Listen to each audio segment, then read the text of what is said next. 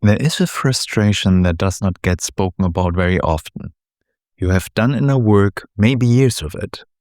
Therapy, meditation, books, courses, maybe even more than you would admit. You know your emotional patterns, you can trace where they come from.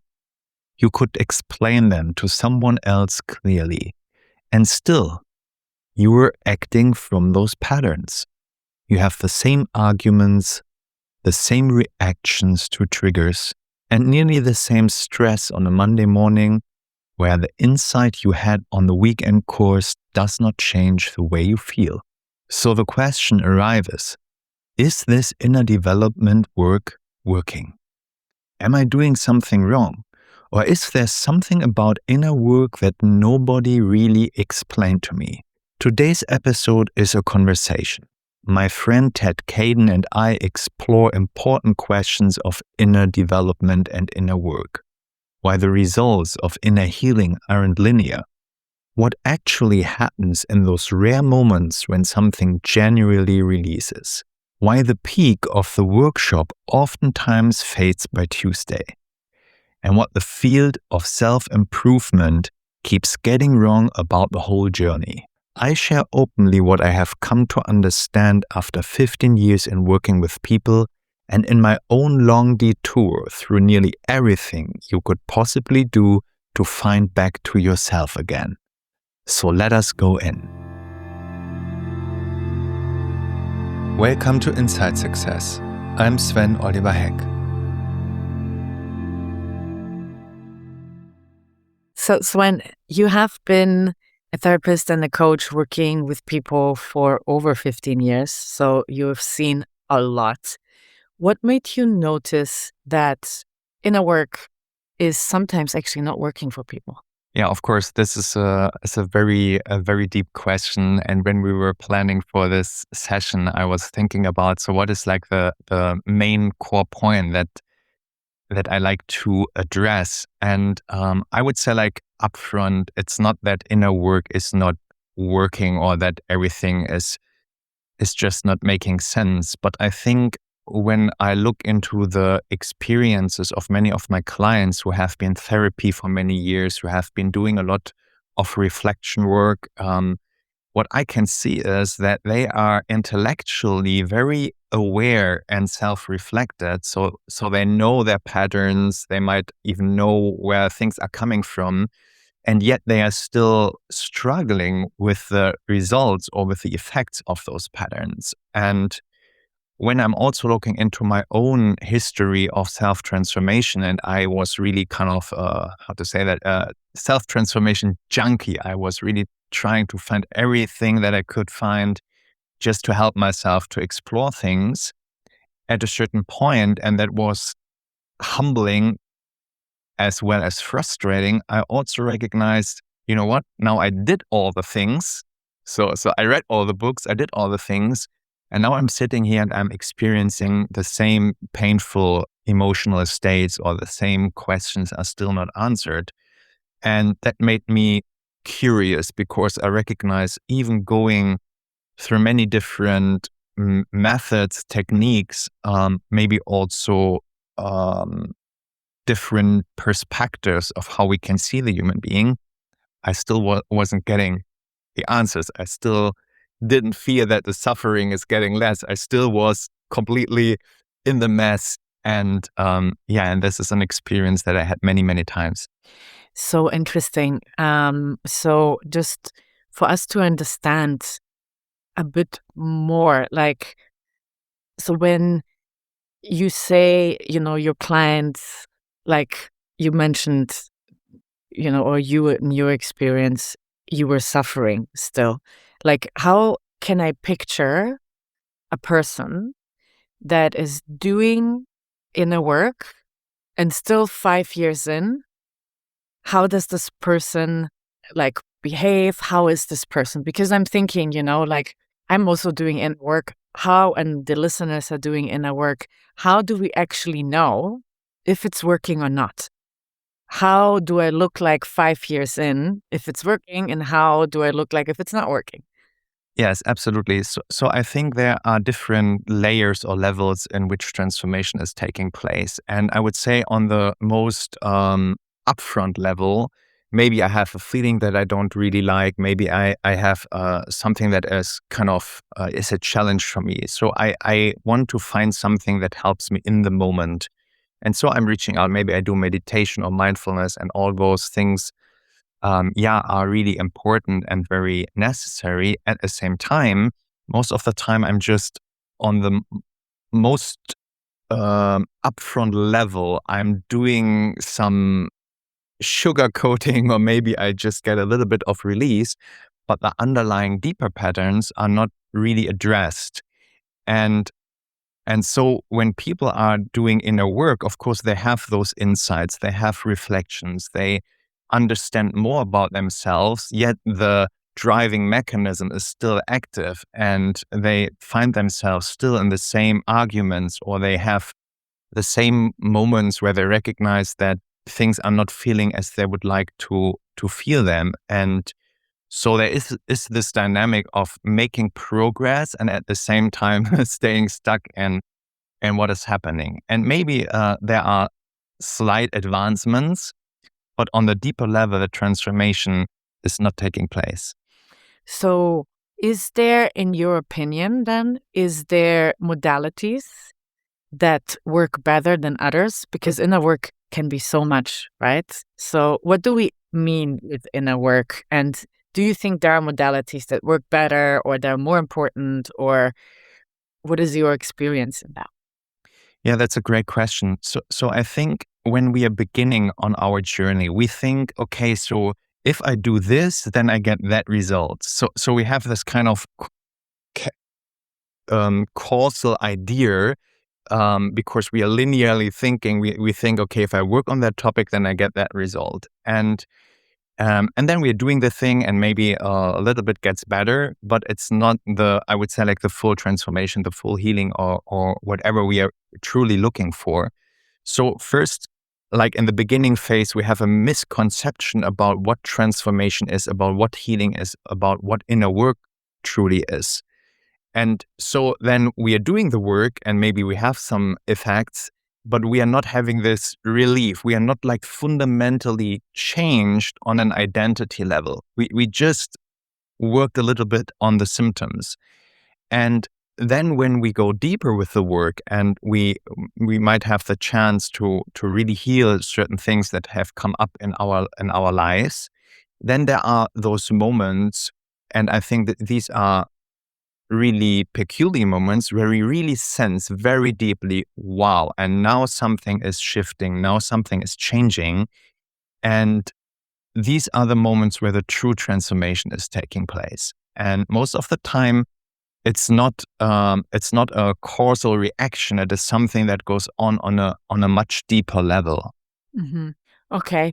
So basically, it's not like you do one modality, let's say meditation, and you think of, okay, this is going to make me calmer. Let's take that example because it's very common, right? People think, okay, I meditate and then I get calmer and I don't react as much, right?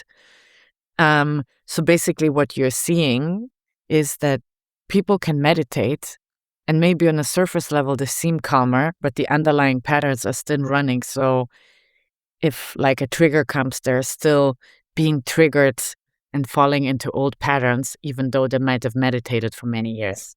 Yes, exactly. And I think also here, like we are very complex, and we always we have, like, human beings have a tendency, if they find something that seems helpful, that we go all in with it and we think, oh, this is a solution. Finally, we experience some relief.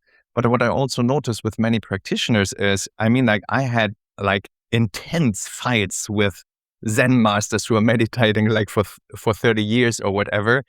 I have seen also in the plant medicine scene people that are doing ayahuasca for 15 years, and they are still, I would say, like, they are still seeking, or they have still certain things going on that are very difficult on the relationship side, or, like it is as if we're then doing the thing because it becomes a habit, but it does not really lead deeper into a deeper ground of understanding and towards this identity shift. And it doesn't mean that those modalities, as you say, that they are not working, but the way we approach it and also what we think we get from it might be off.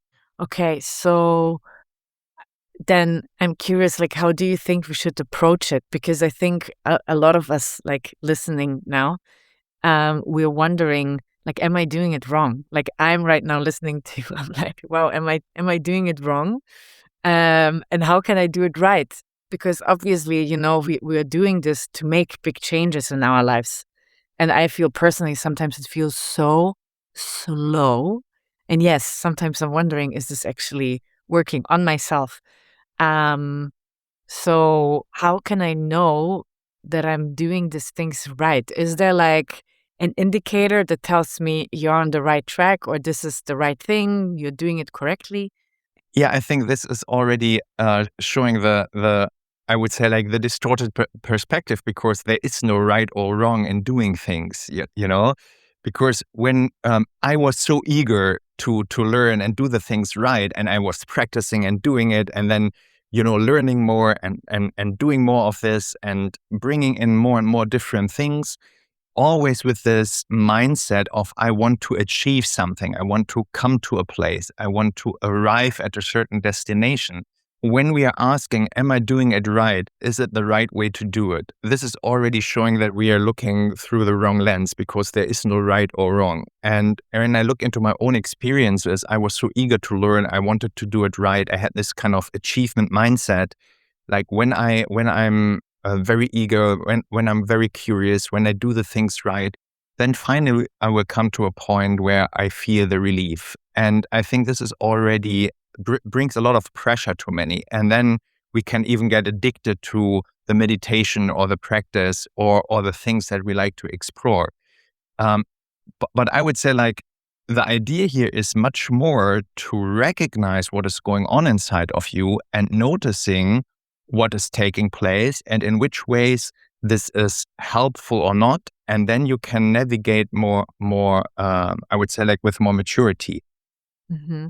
Okay, so basically, me noticing if it's working or not is reflecting back on myself. I mean, I love what you said, that because I think a lot of people are, including myself, are thinking, okay, I do this and then I get this. Like it's linear, now a linear mind. It's like I do this, then I get this. I do this, then I heal this, and then I get this.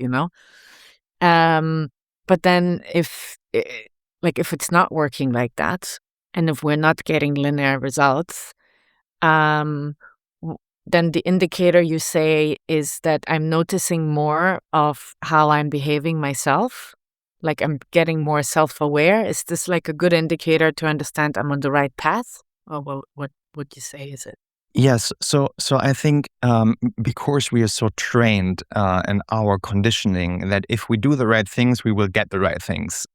We don't have the patience to really see what is taking place. And as I experience it also with my clients, the greatest transformation is coming from a totally different angle. Suddenly something is happening that we didn't see coming, and then the transformation is taking place. And I think, like, many of the frameworks that we are using also scientifically, like if you have this brain chemistry and then you take this medicine, then you will have that result. And this is actually like exactly this kind of thinking.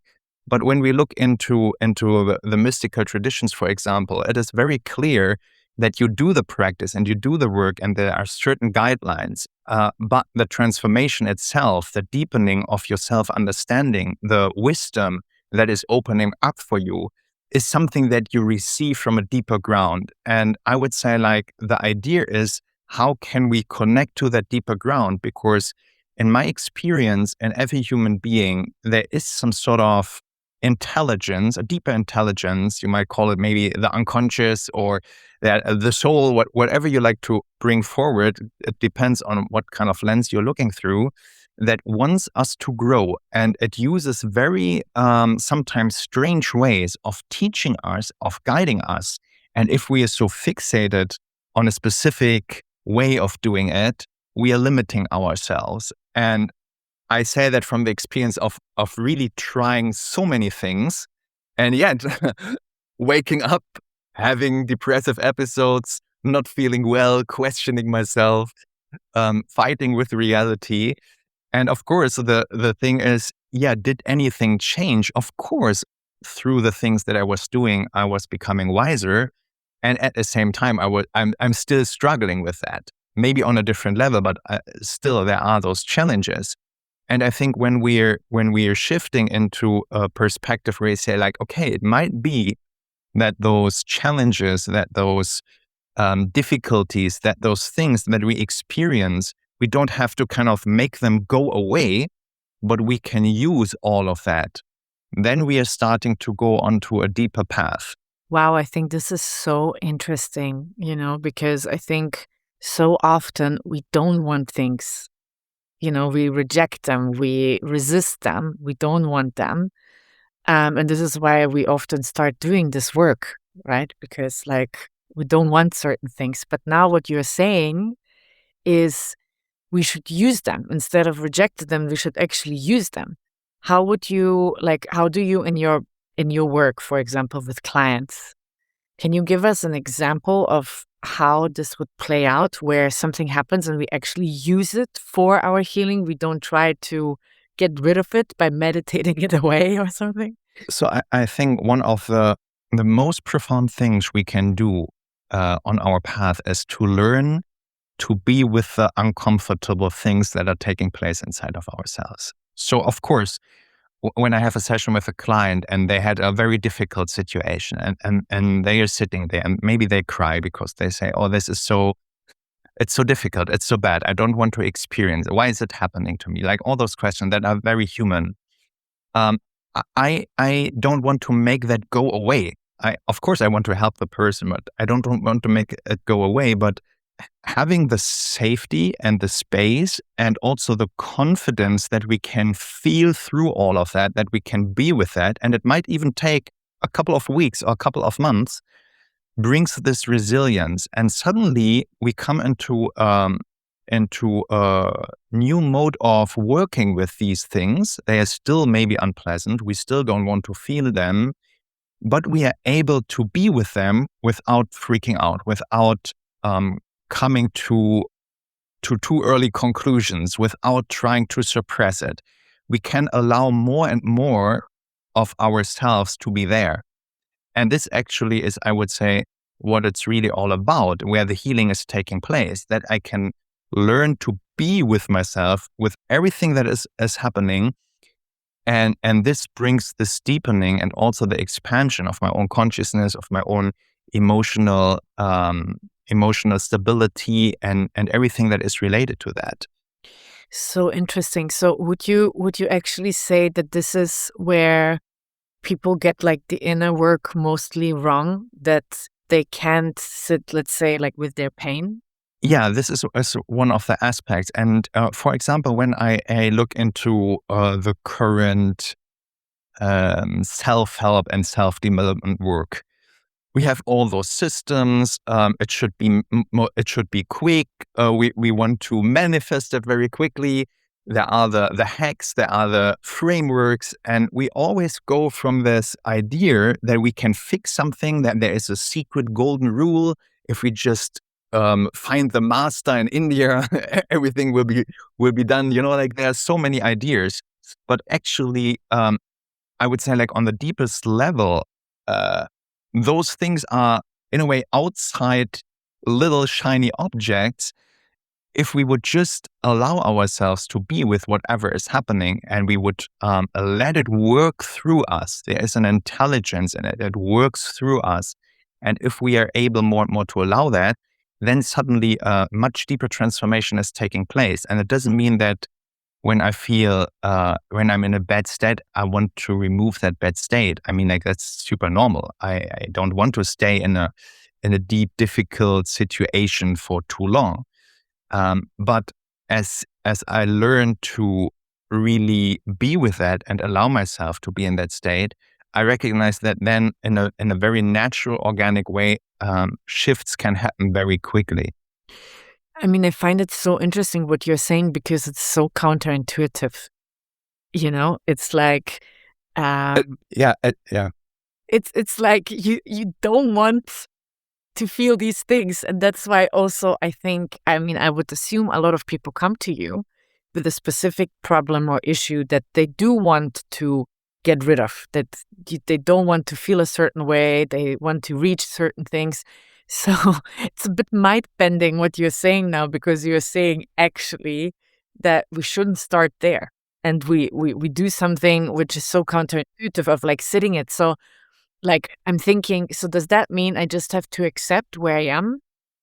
It's a very funny thing. Of course, we do both at the same time. We allow ourselves to be where we are. We accept what is there. This is like called surrender. And at the same time, while we're very present with what is going on, there are also ways of working with that. It's not that we are just saying, okay, now I have to just allow everything, and then at the certain moment I will be fine. No, we are doing both at the same time. So first comes acceptance, comes being with it. But then we can also use techniques or practices or exercises to get more stable in it, to work with the material. So actually, it's a little bit like an art project.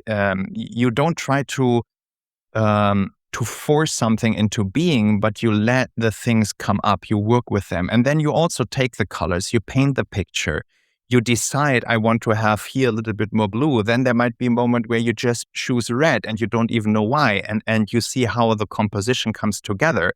So I see that really like a process of art, actually, as if you're composing something or if you're painting a picture. And sometimes we don't even know why our fingers are playing this melody. It's just coming up. And sometimes we say, oh no, here we need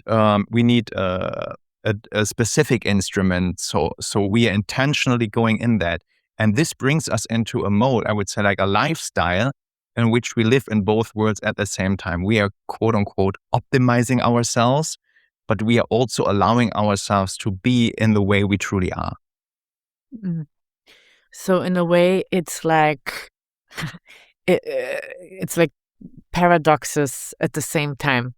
You kind of you accept things as they are, but you're also working on them because um, they're also not going away just by themselves.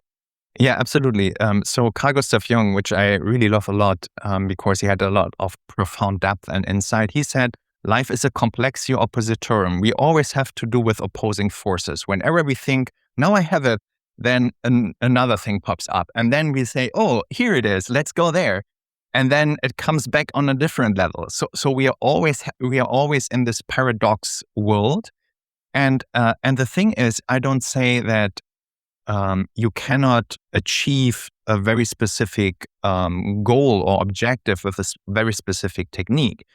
But if we are opening up our mind to this idea that things are not as linear and as causal as we try to make them to be, then suddenly on a deeper level, transformation can take place that we cannot get into without allowing it to happen. Like, why do you think we are so linear in our thinking? It's like I personally, like, I never question it, and I think a lot of people that work with therapists and coaches kind of expect a certain outcome. It's kind of like the way it is. It's like, why is this so ingrained in us that this is how it works? I think, of course, it has to do with social culture upbringing. I don't know it because I haven't been growing up there, but in the Eastern traditions, things are not seen as linear or not as experienced as linear. There are concepts and ideas about how reality works, how the mind works, how the psyche works, that are way more multidimensional, I would say. There's much more space for the things that we are talking about here. But with the, I would say, like scientific revolution, I think, therefore I am, this idea, I can think what I want, I can become what I want. If I know what it is, I can just make it happen. And of course, it sells so well, if you want to accomplish it, just do this. If you want to be successful, just do that. And everyone is selling that. And I'm always like wondering, like, okay, so why isn't it working for me? It doesn't make sense, you know? It's so true. I mean, you see that this past year so much, right? This like manifestation gurus popping up everywhere, like, or the 5 steps to getting what you want. Um, and so, I mean, you basically what you're saying is like, this is not how it works. Do you believe in manifestation yourself? Or do you say all of this, like, it's not how it works and there is like this something else that is random that leads us to a result? Yeah, I mean, like I'm not a fortune teller or whatever. You know, like only have my own experience, and I think, of course, in a way, we are manifesting things. Otherwise, we wouldn't sit here, and we are able to create things. I think, yeah, like human beings are creators, and of course, the way we think, the way we feel, changes our reality. So now comes the problem. The guy in the video says, okay, so you just have to be in the frequency and in the mindset of achievement, and then you are in a successful mindset, and then the success comes. And I'm sitting there, I'm doing all the things, I'm making everything right, but the success isn't coming, and it's boggling me. I feel shit because of it. You know, how is it possible? This guy says, if I'm doing the things, and now I have this. Oh, yeah, I'm in this bad mood. I shouldn't be in this bad mood. How can I make myself come out of the bad mood? And then the next layer of stress comes, and the next layer, and the next layer. And I think this can be very difficult. And what's also challenging is most of the time that when you look into specific, yeah, as you said, like modalities or practices, that when people go into that and they do the work and they recognize, yeah, but in a way it's not fully working for me, then it's said like, yeah, but then this is because you do something wrong. This is because you don't have the right mindset. This is because you are not purified enough or whatever, you know? And then the next layer of pressure comes on top. And I think this is a very difficult thing. And yeah, and now we also have another layer of that causal thinking, which is like, yeah, ask AI like who you are and what you are and what you should do. And of course, it's very linear, and we can find out some things about how our emotions work and things like that. But on the deeper ground, what we are talking about, like true transformation, real inner healing, real inner progress, takes place in a different way. This is my experience. There is some, how to say that, there is some miracle component in it. When can it take place? What is the right moment for it? Are we ready for it? Are we prepared for it? Are we humble enough? Can we receive it? You know, we cannot just make it happen. Yeah. So do you, in your experience, well, first of all, have you seen miracles? Yeah, I mean, like, how do you define a miracle? So I have seen and experienced myself moments of healing that went far beyond what we might explain. You know, where a person in a moment is so elevated, has this eureka moment where from a deeper ground something shifts and moves forward. Where you just, if you are experiencing it, it's like, whoa, what is this? How is that possible? And where you really recognize how a profound transformation has been taking place. And I wouldn't call that miracle healing or whatever. There might be people that are able to do that. I think maybe we don't have the right definition of how things work, so we think it's a miracle. I think everything that is taking place in a way is very natural. But there are certain, I would say, like moments of transformation that are really rare. And when they happen, it's really deep because you recognize, okay, this is a moment where a topic that I have been battling with maybe 20 or 30 years all of my life, where it's released and I can just move forward. I mean, if you are for sharing, like, how does that moment feel when you think, okay, now an old pattern has been released? what does that person feel? Yeah, I would say it depends a little bit on the pattern.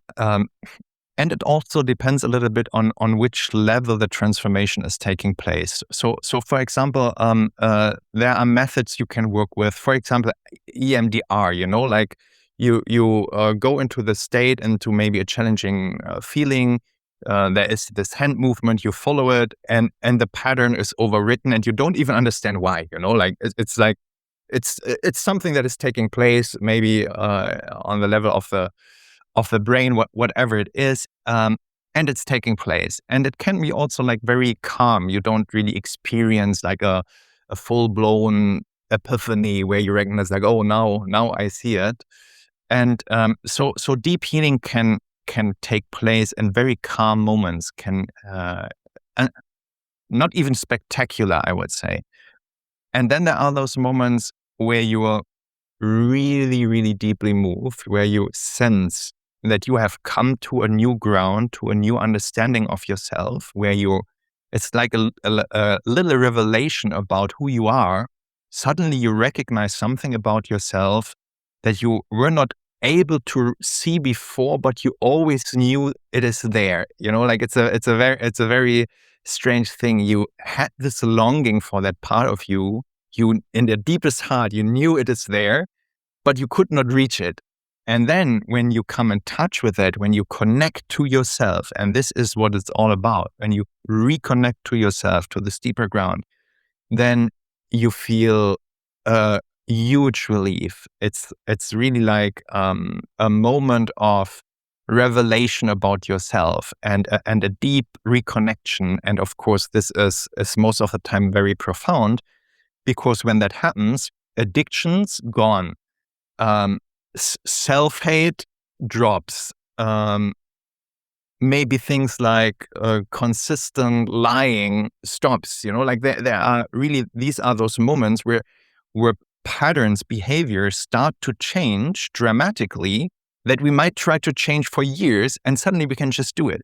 And this was also something that I never really understood. Like I have a pattern, I don't want to do it. I repeat it again and again. I understand the pattern. I do all the work. I still do it. And then there comes a moment where I just not do it anymore. And it's like, oh, I'm not doing it anymore. Wow. So, like what I have experienced sometimes is like this moments where I feel like, okay, I've met myself, or, something profound happened. And it really feels profound. And it is profound. And then I go back to my daily life on Monday. And on Monday, suddenly, this is gone, So, and then, you start questioning exactly like the topic of today, like, is this really working? But it really felt real. It felt so profound, so deep. And yet, somehow, it's not sustainable. How do you explain that? Or what is that in that moment? Yeah, so I think that's really, really beautiful how you describe it. Like we have this moment and we think like, oh my gosh, now I'm saved. Everything from now on, everything will be good. And then comes the next day and you're like, shit, I still, why it's gone. But like my experience is, like when you had a high moment, you have to balance and normalize again. So there are those. Like we have a baseline. Sometimes we are below the baseline. Sometimes we're a little bit up the baseline. And then there are moments where we like really go high on a peak and it's like, whoa, holy smokes, something is happening. And then, of course, we want to stay at that peak, but we go a little bit deeper back to normal. And what I would say is, we will never go back to the old normal. There might still again be feelings that we don't want to have, or the Monday morning, the email that we read that is really stressing us out, it's still stressing us out. But the way we tackle those stress moments, the way we're integrating things has changed. It might not be like the full transformation that we are a completely new being and people cannot really don't see us anymore because they're like, who is that guy? He's completely changed. No, I think we are going a little bit back again, but still something has fundamentally shifted, and it also needs time and integration. So sometimes you have a deep insight, a deep transformation, a deep healing, and then it just needs a couple of weeks or months to be integrated. Still, you're like, okay, so now I'm coming to the moment where I'm not just having this peak, but I'm living the new way. And what's also very interesting is, because as human beings, we we cannot remember all the things. We are not comparing all the time. So maybe we are changing and we don't even get it. But then when we look back, we say like, yeah, I really changed. That's strange, I'm not having those episodes anymore. I didn't really recognize it, but now I don't have them anymore. And I think this is also something that is taking place a lot. Yeah, so it's like an incremental change, basically. Absolutely. Happening over time. Yeah. I wanted to ask you something because you mentioned it, and also now when you said like peak experience, because like in the topic of psychedelics, which is like so super hot right now. And I just talked the other day with a friend of mine who has a friend that is doing every month ayahuasca ceremonies. And it's like every time it's like, oh, now I got it. Apparently, this friend is like that. Now I have it. Now I have it. And it's exactly like what you say. It's like he has all of these experiences. Nothing is changing actually in his life. It's over years now. Nothing is changing, but he has very frequently these big experiences. And from what you're saying is basically like maybe he doesn't integrate it right because, it needs some time to actually land. And then there is the next peak. So this kind of experience don't really land anywhere. How do you explain it? This specifically we see, I think, in the psychedelic realm with people that are doing a lot of psychedelics that, you wonder sometimes like, okay, how is this actually working for them? Or is this working at all for them? Yes. So I think there are two different ways of approaching psychedelics. And one is like the curious psychonaut, the explorer, just trying things out and having amazing experiences. And some can be very transformational, some can be very threatening or even detrimental and re-traumatizing.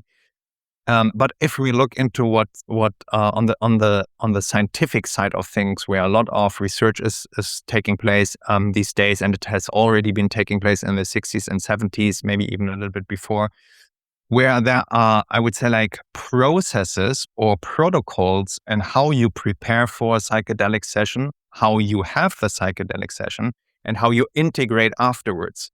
Because one of the things that came out in studies is that when we have an experience on psychedelics, things can feel very real, more real even than like being with you now in this conversation. But they are not true. they feel more true than everything else, but they are not true. So there is also like this idea of having like false interpretation of what is true and what is not true. So this is one of the aspects. And what I experienced when I was doing psychedelics in my youth, and I was not having this understanding of how to do it, I would say like therapeutically or doing for deeper transformation, that I had those high moments and they were amazing. And I thought, now I understand the universe, and it felt so good. And then I wanted to have it again and again and again and again. And so we are becoming tourists, like we are always looking forward to the next big bang. And at the same time, we have not enough time, and maybe also not the, how to say that, the right frames for integrating that. It's not so easy if you have an intense experience making sense of that in a way that it really lands in life. It needs a lot of time and also understanding about how the psyche works and how we process things. So if we are tapping into something that is archetypal, that can be very profound and can be elevated and then become into our lives again, and we're arguing with our partner or our boss annoys us, and we don't know how to bring that together. And I think actually at a certain moment also it's sad, but people don't recognize, okay, maybe it's time to stop with the psychedelics and do other things in life that are a little bit more, how to say that, boring, but necessary, to really integrate and bring change into our behaviors. And at the same time, of course, there is a great opportunity with psychedelics to heal and transform deeper patterns, of course. Yeah. So, I wonder, in your work, you talked about like transforming the deeper patterns, that this is actually, what really makes inner work work. Um, can you tell us a little bit about like what kind of modalities you use to change these deeper patterns? Yeah, sure. I mean, like, I don't want to go too much into the complex things here, but the methodology that I'm using is a mix of different things, of course, that I learned the last 15 years. And I would say, and this comes back to what we have been talking about, creating a safe space in which the things that need to be seen can be seen without fear, without judgment, and without the need to make something out of it, to bring it to a specific point, gives the opportunity for the psyche, for the subconscious, for the unconscious to bring forward what we have not been able to see, bring forward what we don't want to feel. So it's an experience. People experience themselves when I work with them on a very deep level.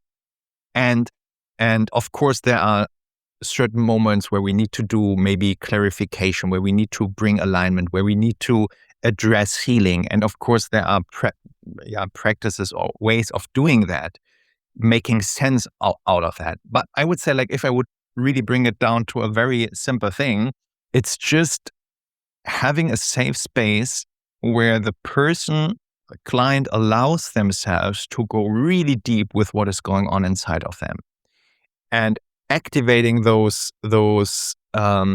layers and dimensions of them that they have been pushing away, that they were too afraid to tap into, that is too overwhelming to process alone. And so all of this material can come forward and can be processed, and it becomes meaningful, and there is we're making sense of it. And my approach always has been, also here going with Carl Gustav Jung, phenomenological. What the person experiences is their reality, and it's not about me to judge if this is right or wrong. Of course, when we look into psychology, we need to address, like, maybe, oh, is it psychosis? Is it depression? Is it this? Is it that? But in the work over 15 years, where I really also work with people that had a lot going on, they have been in 3 or 4 different therapies. They were not able, they were maybe sometimes even on medication for certain things. They were not able to process it. We do two or 3 sessions and it makes sense. And just because I was not labeling it, I was not saying, oh, you are ill, it's this, it's that, it's borderline, it's, you of course it helps to get a specific name or tag for what you're experiencing, but you are not this. Mm. And then when we allow things to unfold on its own, on their own terms, then things can shift very quickly. And I would say the most important thing that I can do for the people is I be there. I have no fear about anything that comes up. I'm not judging, and we are curious. I always say, like, let's explore that. I cannot promise you a certain outcome. Let's explore what comes up, and this already is a relief, because we always try to be the best version of ourselves, and we always try to do the good things and the right things. But here's a moment where everything can just come up, and then we work with it, and we bring structure and clarity into it. And this is most of the time very transformative. It certainly sounds very transformative. And what comes to me when I hear you speak, it's like this thing, like, you can't do it alone. It's like, I think a lot of inner work is so much nowadays about you. And you read a book or, or you sit in meditation. Hmm. And this really feels like we need someone to hold space for us, to be there with us in it, to guide us to this sort of experience that we are too afraid to do alone, as you said. Yeah, absolutely. And I mean, of course, I'm a person, I live a very contemplative life. I'm always journaling, reflecting, thinking through things, feeling through things. But I have to say, this only goes to a certain degree. Also, I myself still get sessions sometimes when I recognize, oh, there is a pattern that I just cannot process it.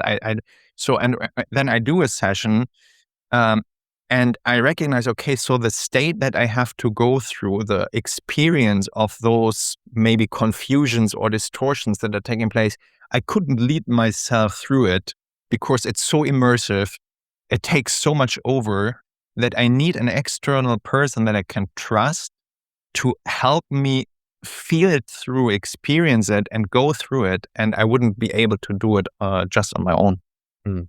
I think it's so cool what you're saying, that like you're really not dismissing any methodology. You're saying each methodology, is it like journaling or all of these things, have its place. It's more like what is needed right now. So if I'm now, looking at my practices that I have and my work that I do and my personal development, what would you recommend me as a first step to kind of make sure that I'm on the right track and that I'm not wasting my time with the work that I'm doing? I think this is just from my personal experience. Everything that makes amazing promises in a short amount of time, Yeah. watch out. Real transformation is not is not taking place in a couple of days or whatever. Like it can happen, but I think those. I mean, like I have been going down the new age route for quite some years, and I would say right now, with the knowledge that I have, I would be happy not to spend my time in that again, because I was misled a lot with promises, with these ideas of stepping up and getting into a new mode of frequency. And I don't say that we cannot have a brighter state of mind and emotion that is available to us, but always those ladders that we can climb, these things that we can achieve, those new dimensions we can reach, all of that sounds so amazing and fascinating. But then at a certain point, we recognize, okay, I go from workshop to workshop, from event to event, but still I'm not coming closer to myself, and always looking in the external. So I would say everything that works, of course, but we also need to notice when things are not working. And we also need to notice when we, for example, we do a certain practice and it just doesn't feel right or just doesn't feel good, then also to listen and to say like, oh yeah, it doesn't feel right and good because I'm not ready yet. I have to push through or whatever it is.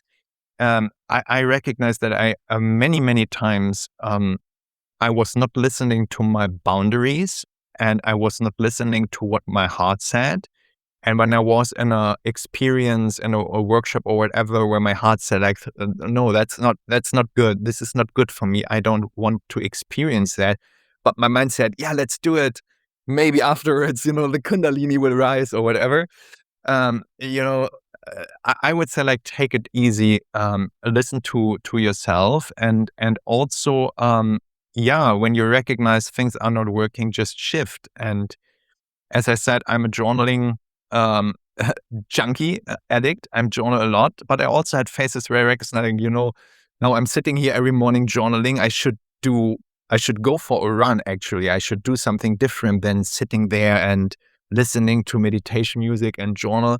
So really finding this inner balance where you're, and now it needs this and now it needs that. Interesting. So the first step would be to really listen within and really check in with yourself. Like, what do I actually need right now, instead of going from habits or going from what other people think is the right thing or going from what you think is the right thing. I made this experience once, like after my Vipassanas, you're supposed to meditate for 2 hours every day. And I was so, eminent about it. And at some point I was like, this is not good for me. Even though this is what we're supposed to be doing, this is not what's right for me. And then listening to that and then shifting actually, helped me more than sitting in these 2 hours that were supposed to be the right thing to do, Yes, absolutely. And I think also because we were saying that, of course, transformation, sometimes we are going our own path and we are doing work with ourselves, but a lot of the inner work is related to other people. And I would say like we project quite a lot of things to other people. So the idea of the master, the guru, the teacher, and then we are falling in love and we are projecting all sorts of our hopes and our wishful thinking on that person.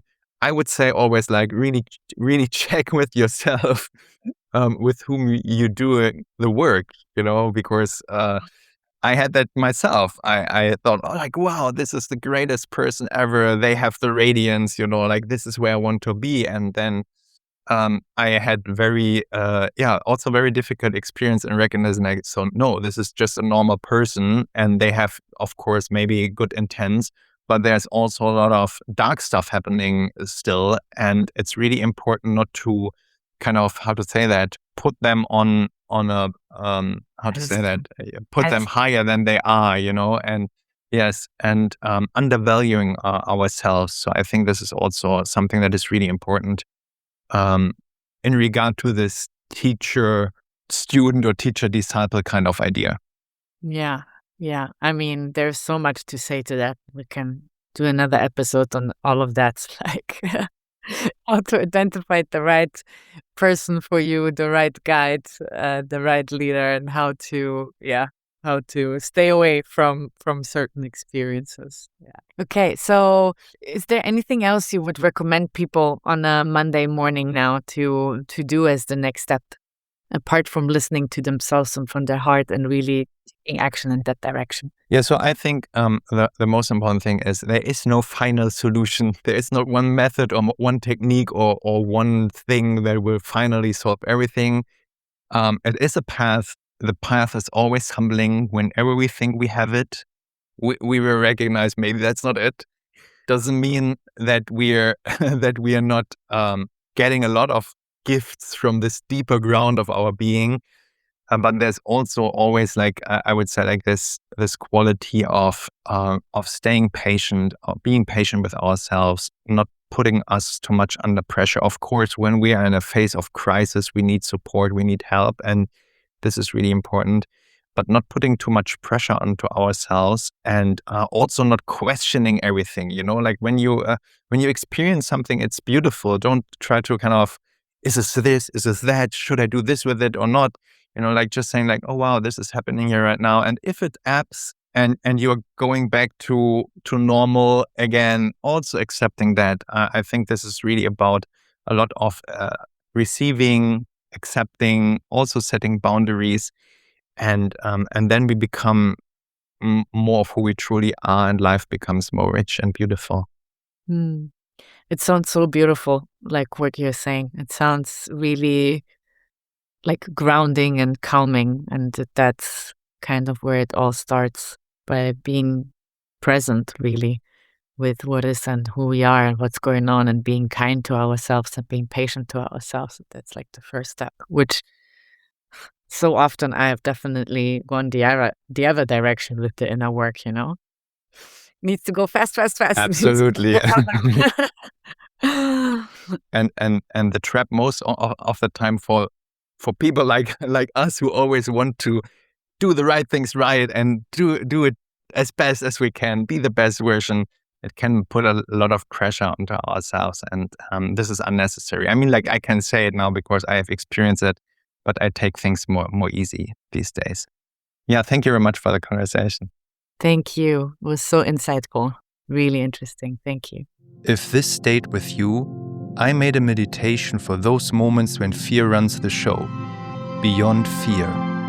You will find it at svenheck.com/gifts. I'm Sven Oliver Heck. This was Inside Success. Find what you seek.